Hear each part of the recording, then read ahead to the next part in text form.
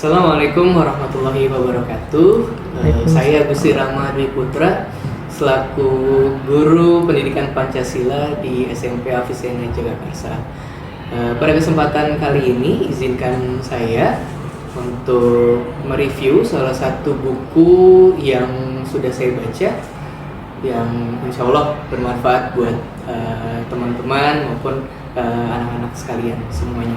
Oke, buku ini berjudul Tak Mungkin Membuat Semua Orang Senang dan hal-hal lain yang perlu diketahui untuk menghadapi orang yang kelewat batas. Ini serem banget bukunya kayaknya ya. Karangan Jong Moon Jong. Bukunya seperti ini. Pengarangnya ini kebetulan orang berwarga negara Korea gitu ya. Buku ini saya dapatkan, ini kebetulan penerbitnya adalah Gramedia Pustaka Utama, dan ini sebenarnya buku terjemahan dari bahasa Korea ke bahasa Inggris baru kemudian ditranslate ke bahasa Indonesia. Buku ini bisa dibilang cocok untuk orang yang sedang bisa dibilang mencari jati dirinya, terutama dalam berhubungan dengan orang lain gitu ya. Karena buku ini dari judulnya aja sih kayaknya menjual keresahan gitu ya barangkali. Karena judulnya menarik sih, tidak mungkin membuat semua orang senang gitu ya. Dan banyak mungkin di luar sana yang menganggap bahwa orang baik itu adalah orang yang disenangi oleh semua orang gitu. Tapi di dalam buku ini menjawab bahwa tidak selalu orang baik itu bisa disenangi semua orang gitu ya. Nah, dan di buku ini kebetulan ada 5 chapter begitu, atau 5 bagian ya, yang di dalam bagian-bagiannya juga ada apa ya, bisa dibilang sub-sub poin yang isinya adalah cara mungkin ya, atau pengalaman dari penulis atau pengarang untuk bagaimana sih membuat orang lain itu sadar bahwa nggak selamanya loh kita itu bisa diterima oleh semua orang. Ada hal-hal yang memang harus kita lakukan untuk bagaimana antara orang lain yang berhubungan dengan kita itu bisa saling mengerti satu sama lain gitu.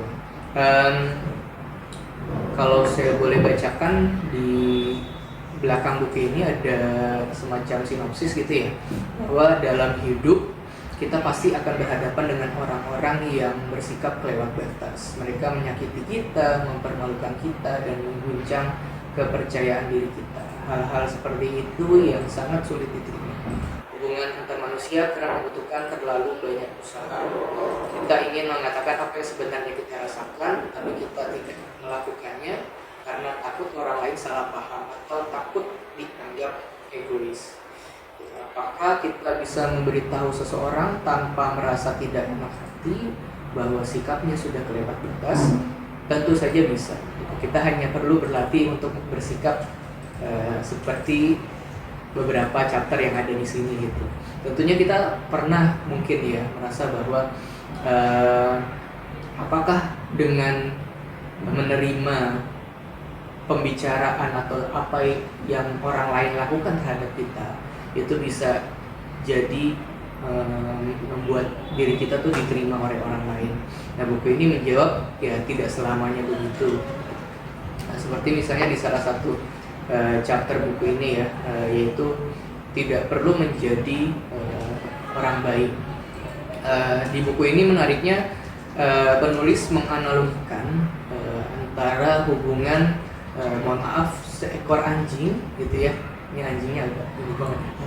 Maksudnya seekor anjing dengan pemiliknya atau yang biasa disebut sebagai apa ya, pengasuhnya ya, kurang lebih seperti itu. Secara naluriah gitu ya, mungkin bahwa anjing itu akan merasa dirinya baik apabila pemiliknya itu kan tahu bahwa anjing itu sebenarnya penurut, dia bisa melakukan sesuatu yang bisa menyenangkan hati si pemilik anjing tersebut. Nah, tapi ada satu case di mana anjing itu ternyata tersiksa dalam tanda kutip dengan perlakuan si pemiliknya.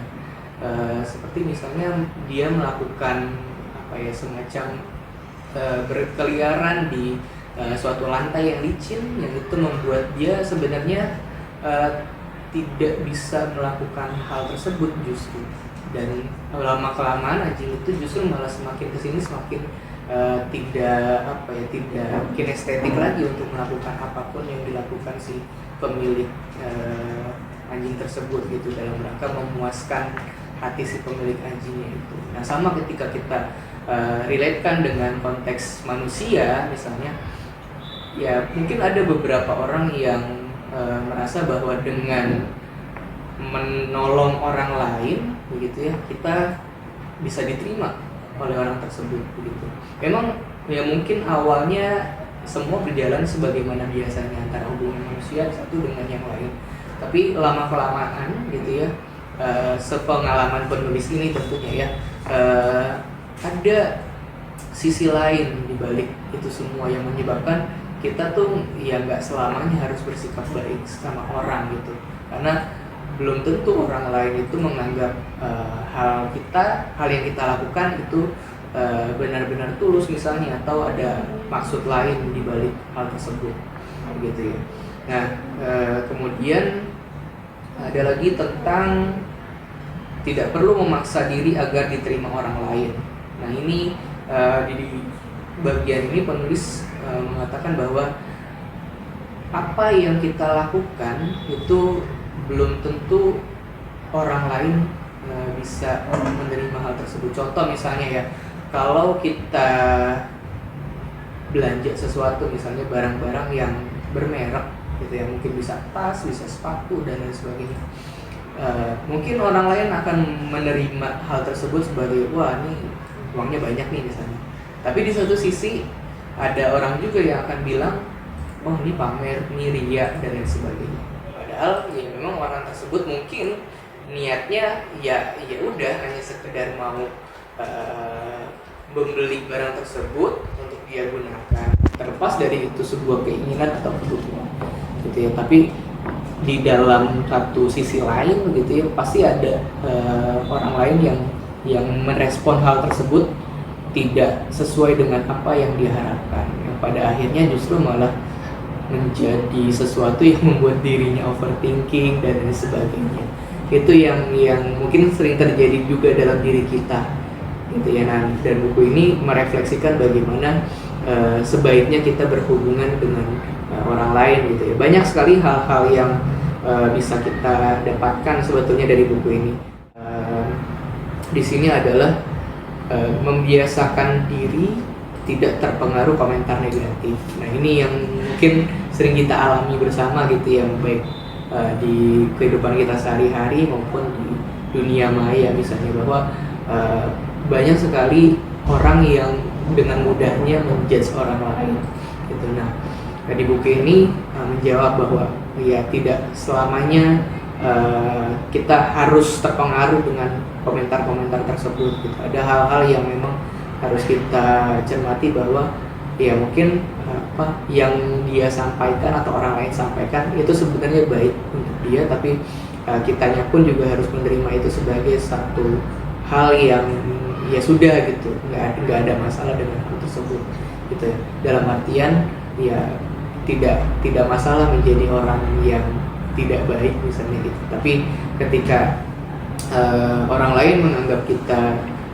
tidak baik, ya kita harus buktikan juga bahwa kita sebenarnya tidak seperti apa yang dipikirkan atau apa yang disampaikan oleh orang lain tersebut gitu.